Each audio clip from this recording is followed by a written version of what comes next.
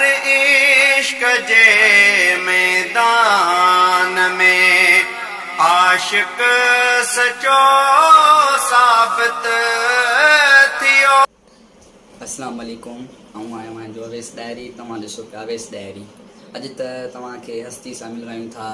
अचो त अॼु तव्हांखे हाफ़िज़ क़ुरान मोहतरम हाफ़िज़ लाल खान डायरी साहिब सां इंटरव्यू वठणु आया आहियूं। अॼु उन्हनि जी तव्हांजे ॿ टे ॻाल्हियूं सिखंदासीं, अमल कंदासीं। अचो त साईं ॾे। साईं अस्सलाम वालेकुम। वालेकुम सलाम। साईं कहिड़ा हाल आहिनि? तबियत खैर ठीकु आहे? अल्हम्दुलिल्लाह, अल्लाह जा इस्म खैर खुश। साईं त तव्हांखे पहिरियों सुवाल त तव्हांखे हाफ़िज़ क़ुरान जो शौक़ु पंहिंजो हो या वालिद साहब जी ख़्वाहिश हुई? बिस्मिल्लाहिर रहमानिर रहीम। अस्सलातु वस्सलामु अलैका या रसूलल्लाह, अस्सलातु वस्सलामु अलैका या रहमतल लिल आलमीन। साईं असांखे पंहिंजो शौक़ु हुयो, पर बाबा साईं जो हुकुम हुयो त मूंखे जॾहिं पुटु रब ॾींदो त मां उनखे क़ुर पाक जो हाफ़िज़ कंदुसि। साईं हाजी अबुल हसन जे मुक़ाम ते असांजो को मयत वियो, पोइ उते तुरबत खोटिरियूं, उन में हिकिड़ो अंदरां जनाज़ो निकितो त उहो जहिड़ो हुयो तहिड़ो हुयो। पुछा कयूं त हीउ केरु आहे? चई हीउ दादू जो हिते महिमान आयो सी हाजी अबुल हसन ते, उहो गुज़ारे वियो। उहो हाफ़िज़ क़ुरान हुयो, कंहिं सदीअ खां पोइ कढियो वियो त जहिड़ो हुयो तहिड़ो। त पोइ बाबा उते इंशा चयो त इनशा अल्लाह ताला मूंखे रब पुटु ॾींदो त मां क़ुरान जो हाफ़िज़ कंदुसि।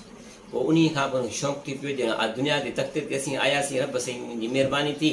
पोइ जीअं 7-8 साल गुज़रिया, 5 दर्जा पढ़ी, बसि कंहिं मूंखे साईं बाबा साईं मूंखे मदरसे में छॾियो, हाजी अब्दुल हुडायरी जे मदरसे में, जंहिंमें असांजो उस्तादु हुयो ताज मोहम्मद भानकोटो।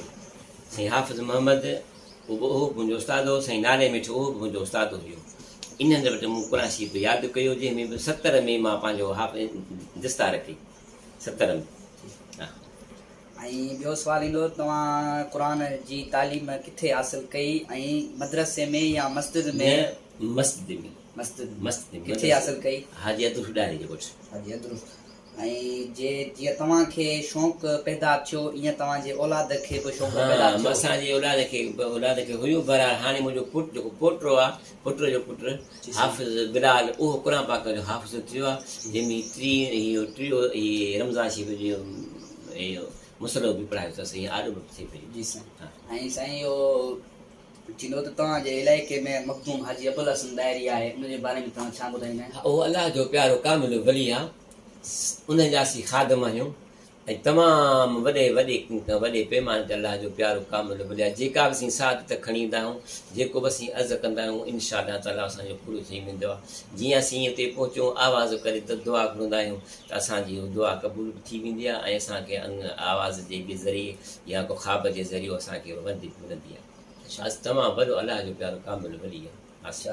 ऐं ॿियो साईं, तव्हां पंहिंजी ज़िंदगीअ में घणा उमिरि, घणा हज? हा, ज़िंदगीअ में 6 हज पढ़िया अथऊं ऐं 12 उमिरा कया अथऊं। 1978 खां वठी बहरी जहाज़ में वियासीं। उनजो नालो जहाज़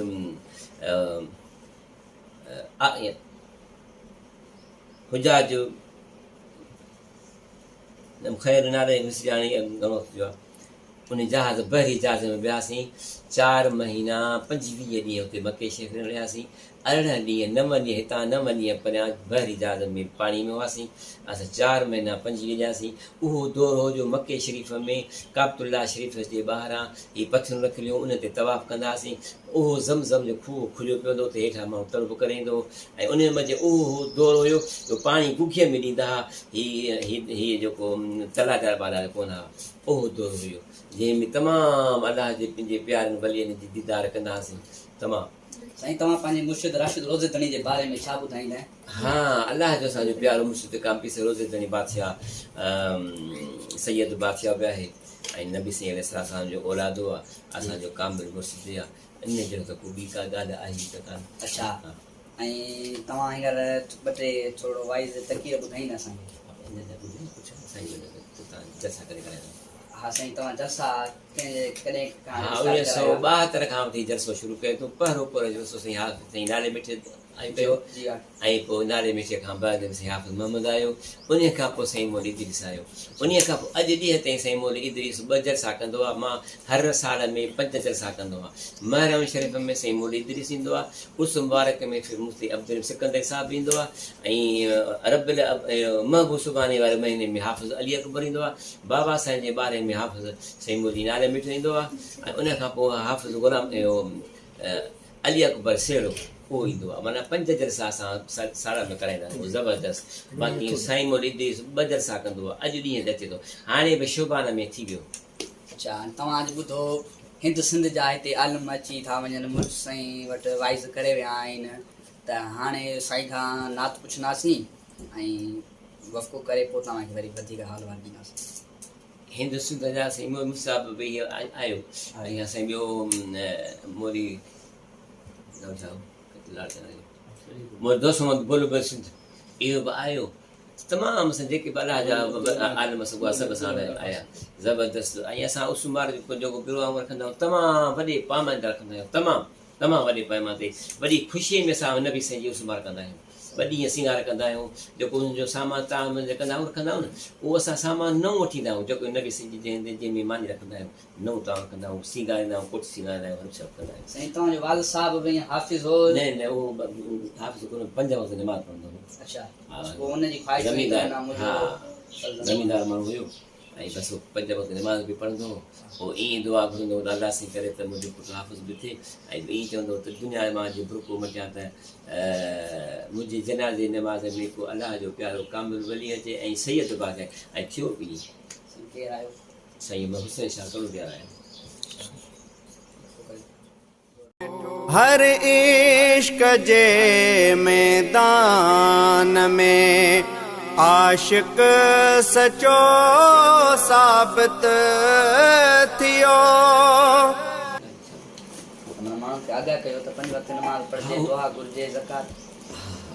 इहो त असां बिल्कुलु साईं तक़रीर में चवंदा आहियूं, मां पाण तक़रीर बि कंदो आहियां की हर वक़्तु इहा नमाज़ 5 वक़्त पढ़ो, ज़कात ॾियो, हज कयो, इहे जेके असांजे मथां फ़र्ज़ आहिनि इहे कयो। असां हर वक़्तु अज़ान खां पोइ बंदि में असुर जो तक़रीर बि कंदो आहियां, नमाज़ नमाज़ नमाज़ नमाज़ नमाज़ खां असां त ॿी का ॻाल्हि ई कान्हे। अलाह जो हुकुम आहे, 5 रुकन नमाज़ जा आहिनि, नमाज़ बि आहे, ज़कात बि आहे, ऐं साईं चयो हज बि आहे, ऐं रुकुन कलमो बि आहे, ग़रीब ते बि आहे त ज़मींदार बाक़ी हाणे शाही जेको ज़मींदार आहे त हज हूंदो आहे, ज़कात हूंदी आहे, ग़रीब ते त रोज़ो बि आहे, नमाज़ बि आहे, कलमो बि आहे।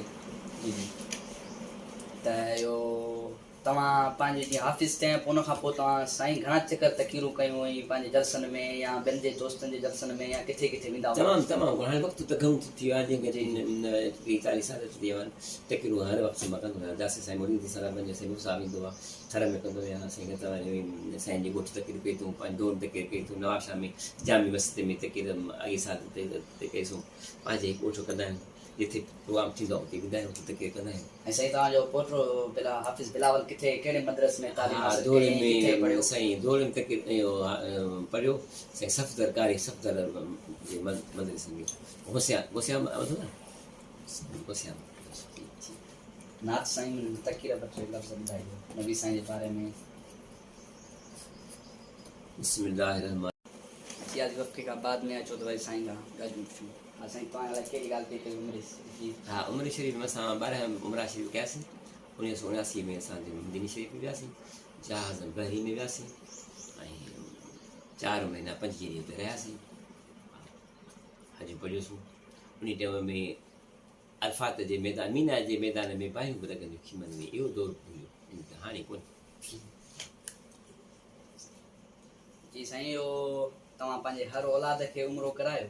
हा सभिनी खे हिकिड़ो आशिक़ हुसैन खे उमिरो कोन थियो आहे, ज़ुल्फ़कार अली बि उमिरो कयो आहे। साईं खे चवां मुंहिंजो पोटो हाफ़िज़ आहे, इन खे पोइ उमिरो कराए अथऊं, ऐं मुंहिंजो पुटु मोहम्मद सन आहे, उन खे 5 उमिरा कराए अथमि, ऐं नूरनि खे हज बि पढ़ाए अथमि, ऐं साईं खे चवां उन्हनि खे उमिरो बि कराए अथमि, पंहिंजी घरवारी खे हज बि पढ़ाए अथमि, उमिरो कराए अथमि, पंहिंजी जीजल अम्मा खे हज पढ़ायमि, इहे सभु थी आहे। अच्छा ऐं थींदो इहो तव्हांजे इहो बारे में माण्हुनि खे तव्हां छा चवंदा 5 वक़्त नमाज़ जो आगाह कंदड़? नमाज़ 5 वक़्त पढ़ो, ज़कात ॾियो, हज कयो, इहे जेके असांजे मथां फ़र्ज़ आहिनि इहे कयो। असां हर वक़्तु अज़ान खां पोइ बंदि में असर जो तकीर बि कंदो आहियां, नमाज़ नमाज़ नमाज़ नमाज़ नमाज़ खां असां ॿी का ॻाल्हि ई कान्हे। अलाह जो हुकुम आहे, 5 रुकन नमाज़ जा आहिनि, नमाज़ बि आहे, ज़कात बि आहे, ऐं साईं चयो हज बि आहे, ऐं रुकुन कलमो बि आहे, ग़रीब ते बि आहे त ज़मीनदार बाक़ी हाणे शाही जेको ज़मीनदार आहे त हज हूंदो आहे, ज़कात हूंदी आहे, ग़रीब ते त रोज़ो बि आहे, नमाज़ बि आहे, कलमो बि आहे। जी जी त इहो तव्हां पंहिंजे जीअं हाफ़िज़ थिया पोइ उनखां पोइ तव्हां साईं घणा चकर तकीरूं कयूं हुई पंहिंजे जलसनि में या ॿियनि जे दोस्तनि जे जलसनि में या किथे किथे वेंदा हुआ? तमामु हाणे वक़्तु त घणो थी वियो आहे, जेके 30-40 साल थी विया आहिनि, तकीरूं हर वक़्तु मां कंदो आहियां। दासी साईं मुरीदी साहिब साईं मुसाहिब ईंदो आहे, थर में कंदो आहियां, साईं साईं जी ॻोठ तकीर कई अथऊं, पंहिंजी दौर तकीर कई अथऊं, नवाबशाह में जामी मस्जिद में तकीर अॻे साल ते कईसूं, पंहिंजे ॻोठ कंदा आहिनि, जिथे प्रोग्राम थींदो आहे उते वेंदा आहियूं, उते तकीर कंदा आहियूं। ऐं साईं तव्हांजो पोटो हाफ़िज़ बिलावल किथे कहिड़े मदरसे में तालीम हासिल दौर कई, किथे में पढ़ियो? साईं दौर में तकीर इहो पढ़ियो साईं सफ़दर कारी सफ़दर जे मदरसे में गोसियाम नाथ साईं तकीर ॿ टे लफ़्ज़ ॿुधाइजो नबी साईं जे बारे में। बिस्मिल्लाहिर्रहमानिर्रहीम, सलातु वसलाम अलैका या रसूल अल्लाह, सलातु वसलाम। आयो आयो मीर मोहम्मद घर आमना, आयो आयो मीर मोहम्मद घर आमना, लुॾे लुॾे पींघो थो अला बानीअ बिना, आयो आयो मीर मोहम्मद घर आमना। रबिल अवल सुमर जी रातूं अला, रबिल अवल सुमर जी रातूं ही, मीर मोहम्मद जहिड़ी ज़ातूं हुई, अला खईं जी जल अमानूर नबी मिठड़ो य रबी, इसम चुम चुम रबत सहड़ो राज़ी बेज बिना, आयो आयो मीर मोहम्मद घर आमना, लुॾे लुॾे पींघो थो अला बानीअ बिना, आयो आयो मीर मोहम्मद।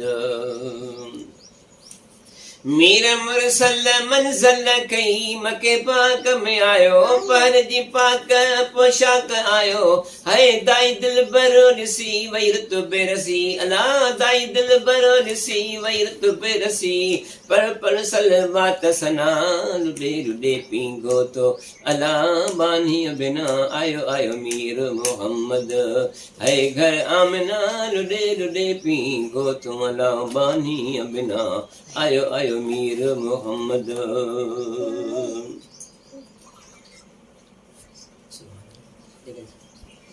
अॼु तव्हांखे मोहतरम हाफ़िज़ क़ुरान हाफ़िज़ लाल खान डायरी साहिब खां इंटरव्यू वठी ॾिनोसीं, तव्हां जूं दीनी ॻाल्हियूं ॾिठियूं, हाणे त साईं खां चवंदासीं त साईं दुआ घुरे।